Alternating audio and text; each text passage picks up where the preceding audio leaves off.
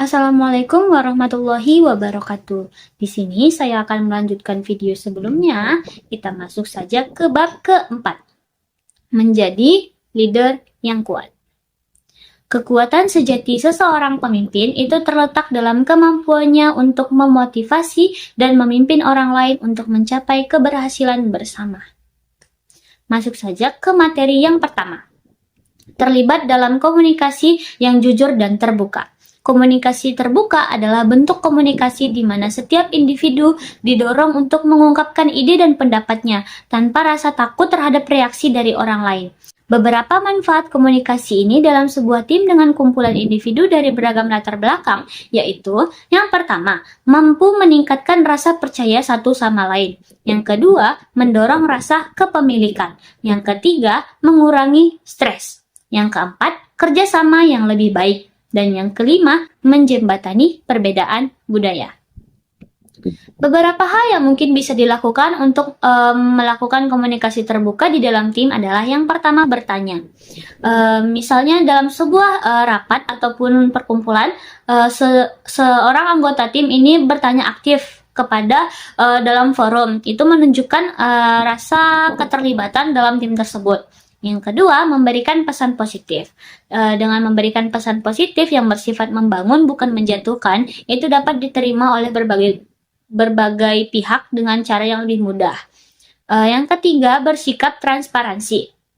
Bersikap transparansi ini yaitu menyampaikan pesan ataupun komunikasi yang terbuka, jujur, tanpa menyembunyikan apapun. Yang keempat, menghargai sesama. Jika antar pihak ini memberikan pendapat ataupun ide, itu harus dihargai, jangan langsung disanggah. Itu artinya menghargai sesama, baik dari pemikiran ataupun ide-ide yang berbeda. Kita masuk ke materi yang kedua, terhubung dengan anggota tim dan membangun hubungan yang kuat. Dalam jangka panjang, ada kepercayaan satu sama lain. Dukungan tim selalu ada, dan semua orang bekerja secara kolektif untuk kebaikan perusahaan yang lebih besar. Sebelum kita dapat bekerja untuk meningkatkan ikatan antar karyawan, kita harus terlebih dahulu memahami beberapa faktor penting dari membangun hubungan yang kuat. Yang pertama adalah waktu bersama. Yang kedua, ukuran dari tim tersebut. Yang ketiga, zona nyaman. Yang keempat, perilaku karyawan. Yang kelima, menempatkan pada pekerjaan yang lebih tepat. Yang keenam, membentuk tim yang tepat. Yang ketujuh, melakukan aktivitas team building.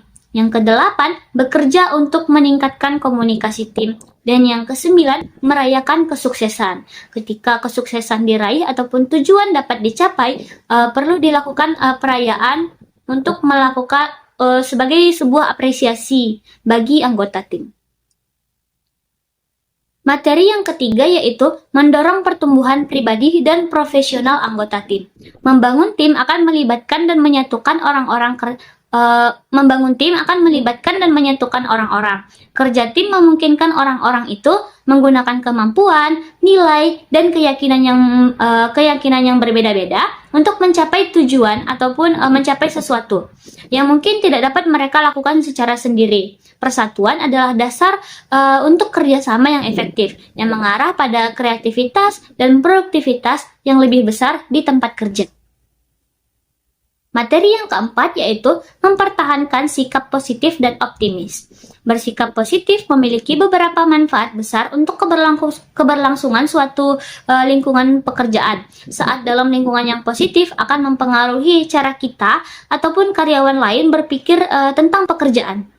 Nah, beberapa manfaat dari mempertahankan pola pikir positif adalah misalnya mengurangi stres, meningkatkan produktivitas, meningkatkan pemecahan masalah, membantu mengambil keputusan, membantu mengelola feedback dan konflik, mengembangkan kecerdasan emosional, terus-menerus belajar, selalu membuat tujuan secara terus-menerus, memberikan reward, hubungan hidup dengan seimbang, selalu ingat untuk bersyukur, selalu ingat dengan hal-hal yang baik, membiasakan untuk selalu tersenyum, mengembangkan optimisme, dan menjadikan hiburan.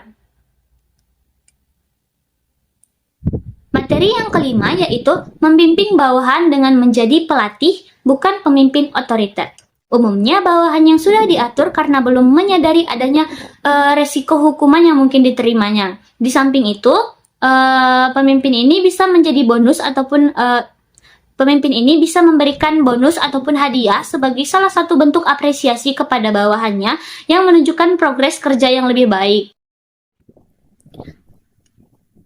Materi yang keenam yaitu menetapkan tujuan dan harapan yang jelas bagi tim. Dalam merealisasikan tujuan diperlukan komitmen. Oleh karena itu, kita harus yakin bahwa tujuan tersebut selaras dengan gambaran besar organisasi atau kehidupan pribadi kita. Bagian penting dari menetapkan tujuan adalah membuat rencana kerja. Rencana kerja membantu kita lebih fokus serta membantu memprioritaskan waktu dan sumber daya untuk melaksanakannya. Nah, dengan demikian kemungkinan untuk berhasil itu menjadi lebih besar daripada sebelumnya. Yang ketujuh yaitu memberikan umpan balik langsung tentang kinerja anggota tim. Secara umum, memberikan feedback kepada karyawan dapat berefek pada banyak hal. Feedback ini membantu karyawan dalam meningkatkan performa. Kebanyakan karyawan harus beritahu mengenai performa mereka untuk bisa menyesuaikan dengan standar yang dibutuhkan oleh perusahaan. Feedback kinerja kepada karyawan yang terbaik adalah jika kita mempertimbangkan hal-hal seperti dasar yang akurat, penyelesaian masalahnya bagaimana, penyelesaian feedback yang harus jujur dan objektif, serta orientasi kinerja untuk masa depan. Materi yang ke-8 yaitu menerima umpan balik tentang kepemimpinanmu dari anggota tim.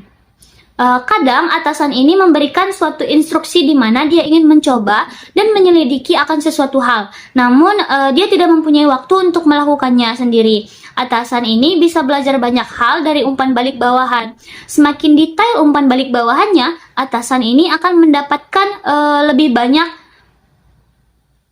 Dengan demikian, atasan akan merasa bahwa bawahannya adalah pribadi yang penting dan berharga dalam pengembangan karirnya. Mungkin itu saja penjelasan mengenai bab keempat. Kita lanjut ke bab kelima ya.